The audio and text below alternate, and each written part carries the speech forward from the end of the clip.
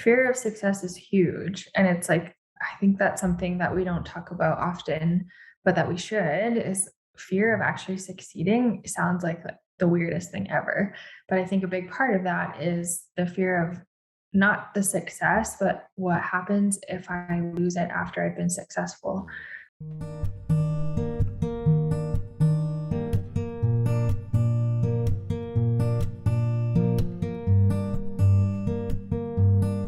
But today, we're talking about self-sabotaging.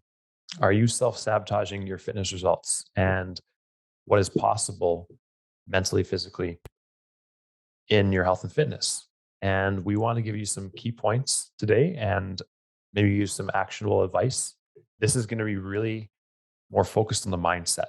And that's where we see a lot of people start to find success is when they understand that a lot of success in different areas of life come down to a mindset, a belief system, or the opposite, limiting beliefs. So again, to those new in here, I'm Matt, Tom, and Jilisa.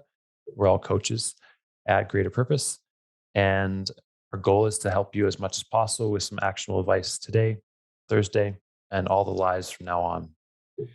So I want to start with one way that we sabotage ourselves is when we stumble or we fail, we throw out all our good habits.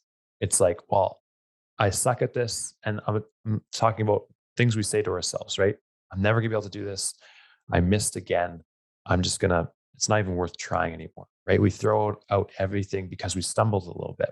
When in reality, that's one day, right? If you look at your whole year, even if you're 70% successful, whatever success means in terms of your routines and habits, you're going to find the results you want over that year period. But if you're looking for 100% perfection, or I guess that's kind of the same thing. If you're looking for 100% success in your habits and routines, that's not really realistic. And when you don't reach that, then you're going to kind of beat yourself up if you don't reach it. Do you guys have anything to add on that or another point you want to go over? Yeah, I don't think I've ever had a nutrition client who hasn't felt that way at one point or another. Like, I think this is the most common thing that we deal with. And I don't know if anyone's immune to it. It's more just like how you deal with it. I think, yeah, if it's just even one meal or a snack or whatever it might be, so often I hear like, well, I had this. So then I was like, screw it, I'm just going to have all this. And that's so common. So a lot of what we often talk about is how to just manage that situation of like, if one thing happens, that doesn't mean you have to just say screw it to everything else. So yeah, very common theme amongst most people, I would say. And I would say it kind of ties into the like consistency compounding aspect as well, where like if you miss one thing, it doesn't mean obviously like Jaleesa said that you failed, but quite often people maybe don't get to where they want to go because they haven't done the right things or the things that they want to do for long enough, or the things that they know are going to be beneficial for them. They haven't done it long enough. And quite often you maybe get a little bit derailed. If you get derailed by one thing, it's going to lead you to obviously, or can lead to you not doing the things that you've said you wanted to do. So this self-sabotaging, this one is like Jilisa said, probably the most common one. And like I think I know I've felt it for sure as well myself. And it's just really important to realize, yeah, that it's maybe you missed one habit or you had one bad day, or even if it's one bad week out of 52, right? That's still pretty darn good. Mhm. Yeah. And then we could start to get in this downward spiral if we let ourselves live in that mindset, right? And the best way to get out of that, here's an actual tip, is do an action in the opposite direction. That'll help Mhm. you get into upward spiral, even if it's just small. I think that's like the biggest thing, like an actionable thing, especially, I mean, I always come at this from a nutrition standpoint, which that's my jam, but you guys can talk about it even in fitness or a habit standpoint of like, yeah, so what do you do if maybe you have something that you hadn't planned on having, or you eat a few cookies? Keep doing it? No. Have some water or have a vegetable, or, step away from the kitchen, go for a walk and start over in your next meal. It doesn't have to be like, okay, well, it's Friday, so now I'm just going to start over next Monday because that seems like a reasonable thing to do. There's no reason to do that. You can just get right back on it right away. Yep. Yep. Love it. The other one is being scared of finding the results or having success. It sounds silly, but it's true, right? You're looking at something that you aren't used to. Let's say your goal is to lose weight, to gain muscle, whatever it might be, to run a marathon. If you've never been in that position before and you don't know what it looks like to maintain those results, that's scary. That's a different person, right? Because that's what we find to be when people find the most success is when they change who they are as a person. You want to become the person that maintains the results, not just the person that achieves it, because it's not just about the achievement, it's about who you become in the process of that growth and strength gain, weight loss. That's more important. And I think that's a really scary thing. Fear of success is huge. And it's like, I think that's something that we don't talk about often, but that we should, is fear of actually succeeding. Sounds like the weirdest thing ever. But I think a big part of that is the fear of not the success, but what happens if I lose it after I've been successful. So a lot of people think like, let's talk about this in terms of weight loss. Okay, what if I hit my weight loss goal and people notice, but then I gain weight back? Then it's like this terrifying idea of failure. And I think that is a hugely limiting thing for people, of like, it's way safer and way easier for me to just stay in this body that I've always been in, or stay with these habits I've always had, because then nobody's noticing and I don't have to explain if I gain weight back or if I feel like I failed. And that is a hugely limiting thing for people, because I mean, I can attest to this. Failure is one of the scariest things for people. And I think, yeah, it at some point for people, it just becomes easier to stay where they're at, because then they don't ever have to face that. Yeah. And that ties very well into the next point that, like, I think is just limiting beliefs in general Mhm. of um, ways that we can self-sabotage ourselves with the beliefs that we tell ourselves when you're going through whatever. So yeah, let's say you were scared of failure. You could be telling yourself like, well, if I am able to run this marathon, you might be telling yourself, well, I'm not that person. Like, I'm not someone who runs marathons. Like, what am I doing? Mhm. Or you might be saying like, I can't do that, or I'm not good enough to do that. And all those things are limiting beliefs that you put on yourself, and nobody else, well, shouldn't, hopefully nobody else is telling you those things either, but Yeah. we often are our own worst critics, and we'll be telling ourselves that. And like, yeah, what happens if I do get there? That's scary because I don't know if I can live up to that. But if you say, you know, start to, I think we talked about it a while ago, but like changing habits and changing mindset of mentality of like a smoker. So if you were asked, if you were someone who's trying to quit smoking and somebody came to you and offered you a cigarette, would you say, no, thanks, I'm trying to quit smoking? Or would you say, no, thanks, I'm not a smoker? So just that flip in mindset, because if you say, I'm somebody who's trying to quit smoking, you still are identifying as a smoker versus saying, no, I don't smoke. Yeah. So just that flip in mindset. So it could be switching your limiting beliefs to start talking to yourself in a more positive way of saying, no, I am a marathon runner, instead of I'm somebody who's trying to run a marathon. Yeah. Yeah, I think Oh, talking about labels, that's what we're kind of talking about with that is labels, right? And that can go for when you pursue something or limit you from something. Because we work with a lot of people in pain, in chronic pain. And when they say, I am someone who has this, I am my pain. Well, when you start to believe you're your pain, your actions start to mirror that, right? You start to perceive things as dangerous. You start to perceive things as a way that you can't get out. So then what this also can do is it prevents you from even starting. I think this is one of the biggest ways someone self-sabotages themselves.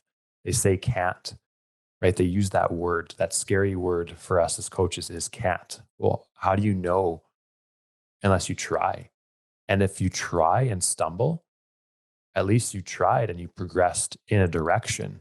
If you commit to saying can't, then you're guaranteeing yourself no movement, right? Henry Ford, whether you say you can or can't, you're right.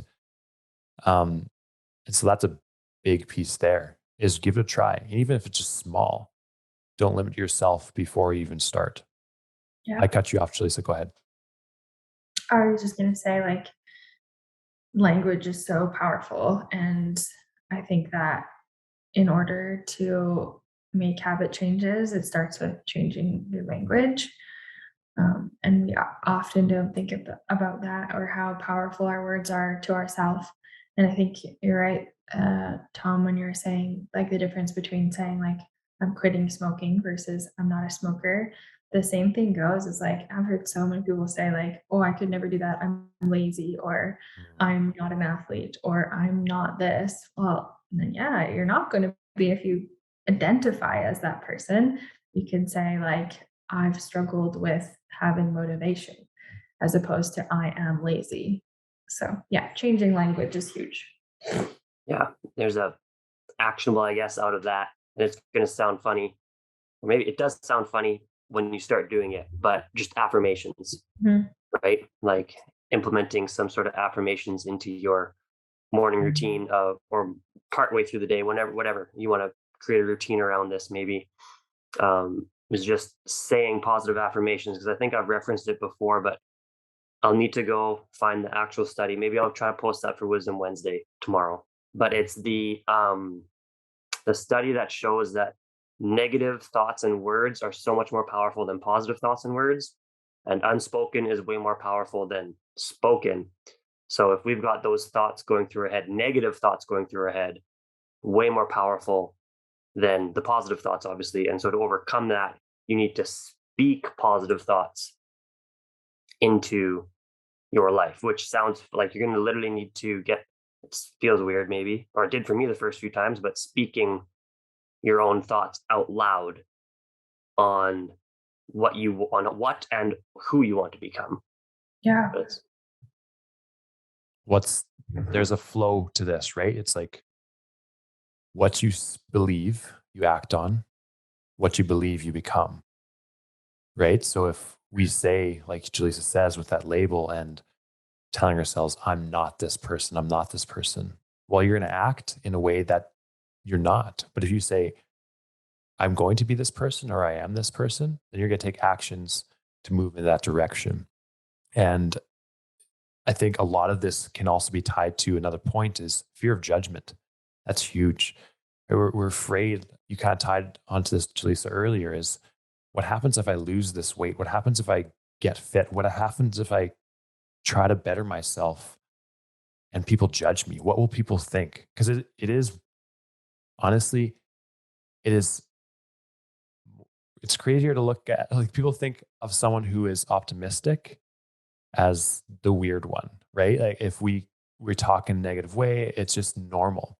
If we live into complacency, that's just normal. That's just the way it's done. No, that doesn't have to be the way it's done. Doesn't have to be the way it is. You have the ability to break free of that.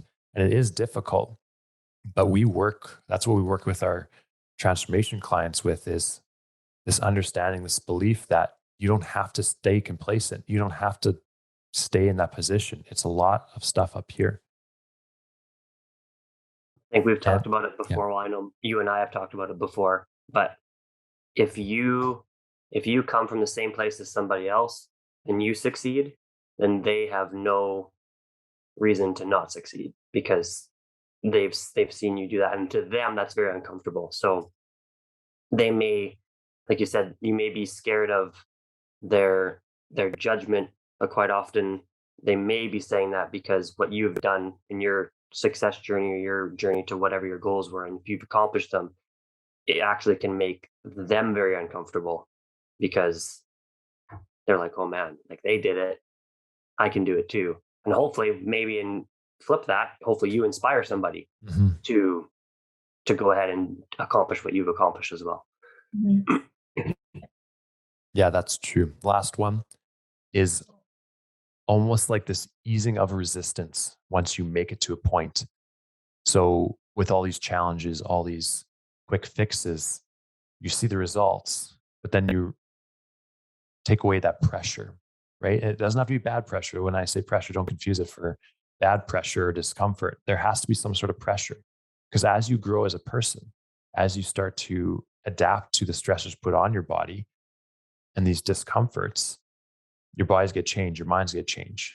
But you are now a new person that's going to need different stressors. So our bodies like to be in this place. They like to find a place called homeostasis, right? This place where we are balanced. And we need to continually stress our body and not let up on resistance. And it's got to be more and more resistance over time because we're getting stronger and stronger. So think of it like this. If I went to the gym every single day, spent half an hour on the treadmill, I'm going to see results. But then I'm not going to see results after a period of time because my body got used to it. It's that balance point. So I have to increase speed, increase time, increase incline on the treadmill to keep that resistance. So that's another reason people self-sabotage themselves is they stay in their comfort zone. Mhm. I have one more because I Yes. have the surprise idea. I think this, in my opinion, this is like number one. Self-sabotage is comparing yourself to someone else, 100%. Because people can have like all the success in the world and then see that someone else did a little bit more or a little bit better at the same thing. They're like, well, that's dumb. I'm just going to quit because I'm not the best. So I think um, learning to avoid comparison is one of the most challenging but most rewarding things to do. So it's kind of like keeping your eyes on your own goal and not like letting other people's success influence how you feel about your own achievements. So yeah, I think that that's like number one thing that you can take away is like, I don't know, unfollow people if you need to, if you consistently compare yourself. But even better is learning to be happy for other people while still building yourself up and like learning to celebrate other people's success and knowing that that doesn't take away from your own success. I think that's one of the hardest things. And like, I don't know about you guys, but I know women, like, man, we are hard on ourselves. And like, Mhm. if one other woman does something slightly better than us, it's like, oh, I'll never be as good as her. And that's just maybe the way our brains are wired. I don't know. I'm not giving excuses, but I know it's a challenge. So figuring out how to change the mindset around that is hugely important in reaching goals and yeah, just like embracing your own success. Yeah, I think that was a key point, Julie. So thanks for sharing that. And another point about that too is what is success anyway? Right? What's the definition of success? You're going to ask 100 people, you're going to get 100 different answers because there's Mhm. no clear definition of success because there's not a finish line, right? One, you're not going to say once I lose 10 pounds, I'm going to be happy. So Mhm. this is where the key is. The joy and success is in the journey, in the process.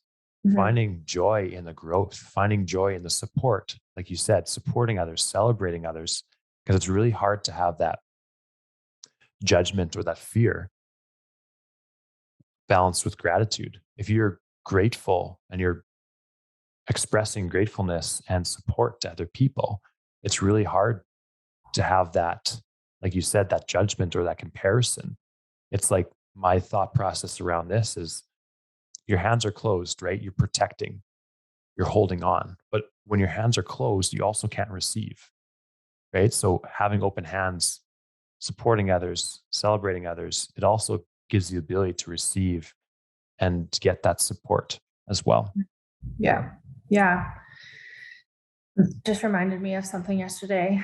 There was a lady in the gym here and I don't know what we're talking about. And she was like, man, like, There are so many strong and inspiring women here, and it just, like, was a light bulb moment for me because she was like, instead of being like, "Man, everyone here is so much stronger than me," she had just, like, reached a goal of hers, and instead of being like, "Well, everyone else is still stronger than me," she was like, "Man, it just makes me want to keep working at it," and I was like, I need to have that attitude. Good for you. And she was like so pumped about how everyone else was inspiring to her. And I just thought that was like the greatest thing. And so I think if everybody could adopt that attitude, we'd be much happier and more pleased with ourselves. And I think things would be more fun.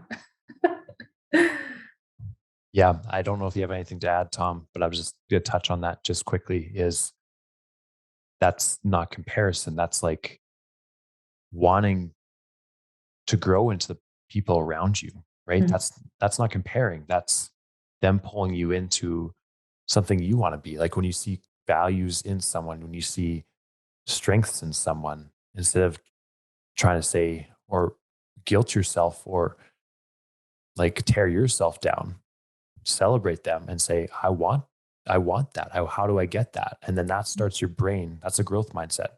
Well, how do I do that? Well, then you put the work in. Mhm. Tom, anything to finish with? I was just gonna say we always finish with the actionables that came out of this. So what do we talk about? When you're in a downward spiral, what's the first thing you gotta do? Take an action in the opposite direction. And then the only other one I can remember now is what I said about doing some affirmations for yourself, writing that out for Mhm. whatever goals you have, something positive to speak into yourself every single day. Mhm. And then what else was there? I think an actionable for like trying to change your comparison is just to like verbally or send messages to people who inspire you so you get used to bringing other people up as opposed to letting their success bring you down. I think that's an important actionable as well. Absolutely.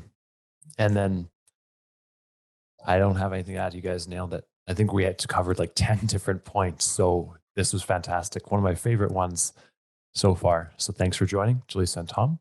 And again, if you want some free tools, we have lots of free PDFs, or if you want us to create some, just comment below. We're more than happy to create some for you.